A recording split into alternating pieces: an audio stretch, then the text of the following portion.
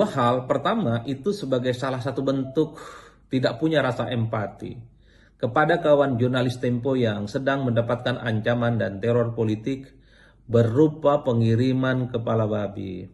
Bagaimana mungkin seorang pejabat publik yang cukup identik dengan kekuasaan, yang cukup dekat dengan juru bicara penguasa, itu memberikan statement-statement yang sebenarnya tidak kondusif dan bahkan terkesan tidak simpati terhadap ancaman yang terjadi pada kawan jurnalis.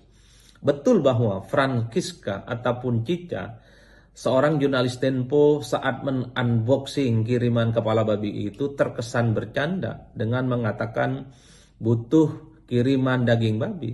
Bisa saja itu semacam balasan kepada pihak yang mengirimkan teror bahwa Francisca, seorang jurnalis investigatif politik di Tempo, itu tidak pernah takut kepada ancaman-ancaman apapun.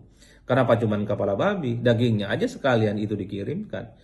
Secara politik itu semacam pesan perlawanan yang dilakukan oleh Francisca bahwa dirinya tidak akan pernah mundur, tidak akan pernah gentar dengan pemberitaan-pemberitaan yang cukup kritis.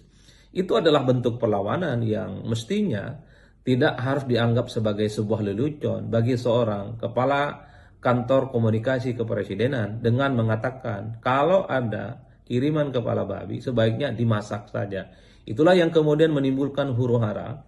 Itulah yang kemudian menimbulkan bagaimana seorang kepala PCO per hari ini itu dibully tanpa henti. Karena itu dianggap sebagai salah satu bentuk tidak punya rasa respect, tidak punya rasa simpati kepada kawan jurnalis yang saat ini mungkin merasa terancam. Itu yang pertama. Yang kedua, ini jelas sebagai bentuk meremehkan bagaimana ancaman dan intimidasi politik kepada kebebasan berekspresi dan kebebasan media di masa-masa yang akan datang itu akan semakin terjadi. Publik tahu kok ketika ada kiriman kepala babi kepada seorang jurnalis yang selama ini dikenal kritis, itu kan semacam pesan politik supaya kritisisme, sikap kritis itu tidak lagi dilakukan di masa-masa yang akan datang tentu saja.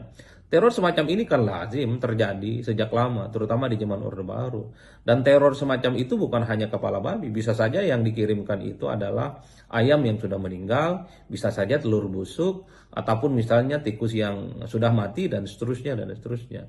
Publik tahu ini adalah ancaman, ini adalah sebuah teror yang mestinya secara moral harus mendapatkan support dari jubir-jubir yang selama ini dekat dengan kekuasaan. Oleh karena itu tidak mengherankan pernyataan kepala PCO itu membuat begitu banyak pihak dan geram karena ini dianggap meremehkan. Itu menganggap persoalan teror itu sebagai sesuatu yang sepele. Ayolah move on. Ini demokrasi kita sudah berkembang. Sekeras apapun sikap-sikap protes, sikap kritis yang muncul dari gerakan civil society dan termasuk dari kalangan media, itu juga harus ada rasa simpati yang sedikit saja perlu diberikan ketika ada teror yang datang kepada mereka. Indonesia ini tidak akan hancur hanya karena gara-gara sikap kritis. Indonesia itu tidak akan babak belur dan runtuh hanya gara-gara sikap kritis yang ditunjukkan oleh kawan-kawan media dan gerakan-gerakan civil society yang lain.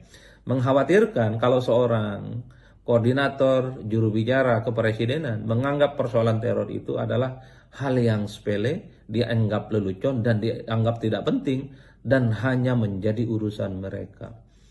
Bagi saya ini tidak pantas untuk disampaikan oleh seorang kepala PCO.